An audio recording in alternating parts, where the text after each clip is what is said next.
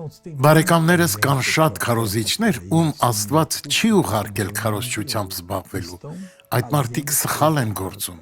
Կարծում եմ մենք հովիվներս պետք է շատ զբաղվենք ինքնակննությամբ, թե արդյոք մեր ծառայությունը Տիրոջից է եւ նրանից հաստատություն խնդրենք։ Երեմիային Աստված ասում է 14:14 Եվ Տերն ինձ ասեց. մարգարեները սուտ են մարգարե անում իմ անունովը։ Ես նրանց չեմ ուղարկել եւ նրանց չեմ պատվիրել եւ նրանց չեմ ասել։ Նրանք սուտ տեսիլքներ եւ գուշակություն եւ սնոտի բան եւ իրենց սրտի խաբեություններն են մարգարե անում ձեզ համար։ Բայց մենք մեր հայացքը պետք է ուղենք Հիսուսին։ Դիտենք վկայությունը։ Փոքրուց լսողական խնդիր ունեմ։ Իսկ հիմա Լսում եմ, բայց դժվարությամբ։ մոտիկ ձայնը թե հեռուն։ Մոտիկ ձայնը։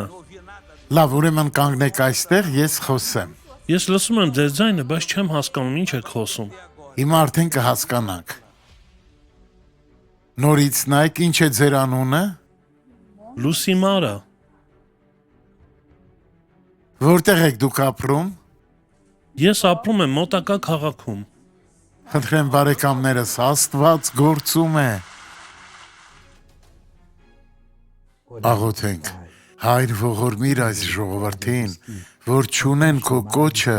բայց իրենցից բաներ են հնարում ու քո զոհասեղանին օտար կրակ են բերում։ Հիսուսի անունով ազատիր բոլոր ճնշվածներին, անկախ իրենց պատճառներից։ Աղոթեցինք Հիսուսի անունով։ Ամեն։